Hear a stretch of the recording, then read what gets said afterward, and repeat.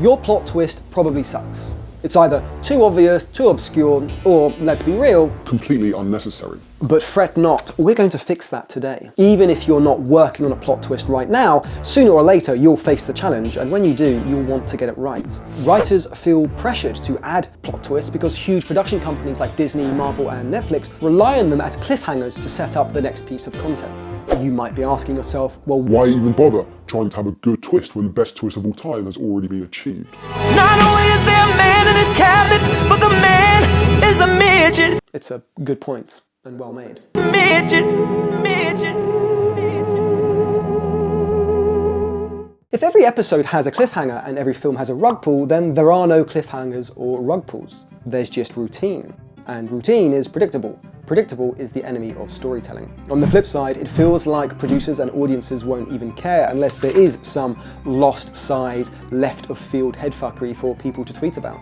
And why not? We love a good twist because it improves the story by defying our expectations, especially if it's right in the climax. It's the cherry on the cake and often transcends the story, like finding out Vader was Luke's father all along, like finding out it was Earth all along, and like finding out R. Kelly's girl was cheating on him with Omar from The Wire. He looks at the cabinet, he walks to the cabinet, get close to the cabinet. But a bad twist can also kill a story right at the crucial moment and make us resent the entire time we've invested. Like finding out Palpatine was Rey's grandfather all along, like finding out it was Earth all along, again, and like finding out it was really 9/11. The stakes are high for a storyteller. You need a twist to get noticed, and a great twist can make your career, but a bad one can tank it. But don't let the pressure get to you, because pulling one off is simpler than it looks. Let's start with what a plot twist actually is. A surprising change in the story's outcome which defies an audience's reasonable expectations, usually by reinterpreting prior events. Alright, maybe that's not the perfect definition, maybe not every plot twist fulfills all the criteria, but it's a working definition and that's a good enough baseline for a free YouTube video, okay? The first thing to remember is the difference between something being unpredictable and something being unexpected. Expectation is what will happen. Predictable is how it will happen.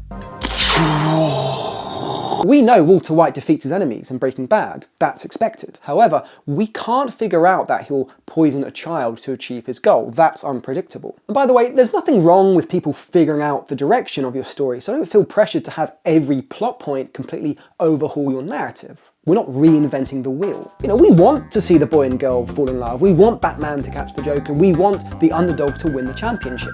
We'd rather have that than a twist that hasn't been earned. The storyteller's misdirection must outpace the audience's rate of deduction. If the misdirection is too much, then the twist feels cheap. It breaks the story's logic and makes for clumsy writing. If the deduction is too fast, then the twist feels patronizing and uneventful.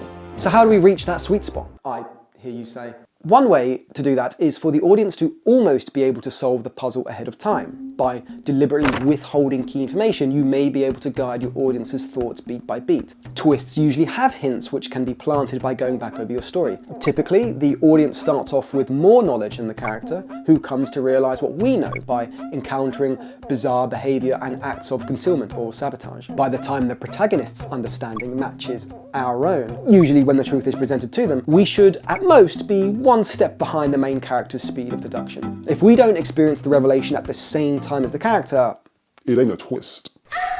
But hindsight is 20/20. Every twist has hints, whether you deliberately planted them or not. Vader is German for father, and Planet of the Apes has a planet with the same vegetation, atmosphere, animals, language, and artifacts. The astronauts even debate whether or not they're on Earth or on Earth in the future. The Earth has aged nearly 700 years since we left it. The question is not so much where we are as when we are. Thinking about it now, the twist for Planet of the Apes is actually pretty obvious. If you foreshadow too heavily, a savvy audience will figure out how you're planning to do the magic trick while you're still shuffling the deck of cards. Electrified perimeter. How can you tell? I've seen something like it before. But if you don't foreshadow enough, then the reveal comes out of nowhere, in which case you might as well have just said, turns out everything was a dream all along. So this is the first decision you have to make with your plot twist. Do you drip feed the audience clues, or do you have all the puzzle pieces straight away and it's just a matter of them figuring out how they fit together before you finally give them the answer? For my money, the latter makes for a better story. No, it's a donkey. The writer hasn't tricked you by misdirection. You've tricked yourself by blindly accepting your preconceptions. You've trapped yourself in a Plato's cave of your own design. The Sixth Sense is a prime example of this type of twist done right. Everything we need to figure out the twist ending is given to us early and clearly. If you rewatch the movie now, you'll see it's so clear that his wife was mourning the entire time. Although if you watch the film now, you can't help but notice that it looks like Bruce Willis is trying to groom a little boy. Want to play a game? Once upon a time, there was this person named Malcolm. He worked with children. Huh? He loved it. And then one night he found out that he made a mistake with one of them. Will you stay here until I fall asleep? Of course.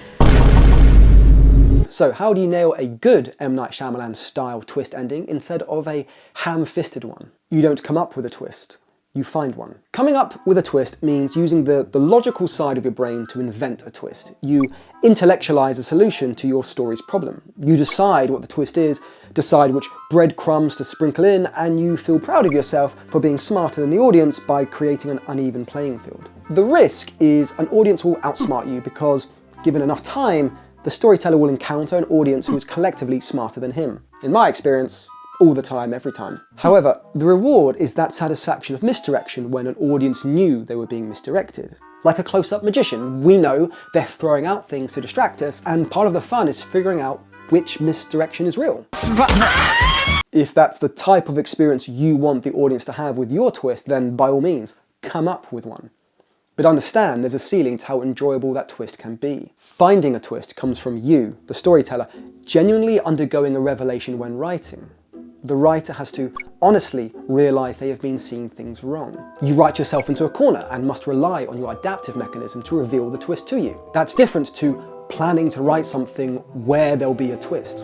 But if you rely on your adaptive mechanism, your intuition and instinct and sincere willingness to accept that you as the writer have been overlooking something, then the audience will be fooled just like you were. M. Night Shyamalan wrote 6 versions of this. M. Night Shyamalan wrote 6 versions of The Sixth Sense before he realised that John McClane was Casper the Ghost all along. The journey of the writer is the journey of the character, and the journey of the character is the journey of the audience. Unfortunately, there's a big risk with this approach. It takes longer to write, which is a big problem if you're being hired to hit a deadline. And rejigging things to smooth over those now recontextualized hints risks revealing your hand, like in a game of Among Us or Mafia. If the traitors realise that you have just sussed out their identity, then they'll conspire to take you out. There's a final problem with this approach: success. M. Night Shyamalan's twist was so successful that his career has been burdened ever since because people watch his films demanding a twist. People scrutinise his story logic much more harshly than they would in another film. For example, I liked Signs, okay? I can get behind aliens not knowing how to use old foreign technology like door handles. I wouldn't know how to use a spinning yarn or prepare a musket with gunpowder. But even I have to admit that invading a water planet when you're allergic to 2 of the most abundant elements in the universe takes me out of the story a little bit. Even if the aliens are supposed to be demons and the water is supposed to be holy water, it doesn't matter. Move, children! Vámonos!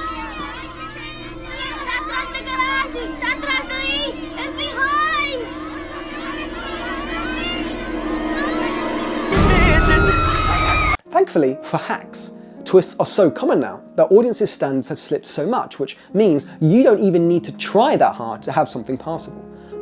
Stuff like Saltburn and Us receive stellar praise despite their abysmal writing. Look at Fool. This movie frequently appears in listicles about surprise endings because the main character didn't want to admit that her climbing partner had died. It's the laziest form of writing, and for some reason, this film has evaded the scrutiny that M. Night Shyamalan gets for The Village. A twist for a twist's sake can be nothing more than a reheated trope or worn-out cliché. Duplicating the Luke Skywalker role, but you see the echo of where it all is going to go. Again, it's like poetry, so if they rhyme.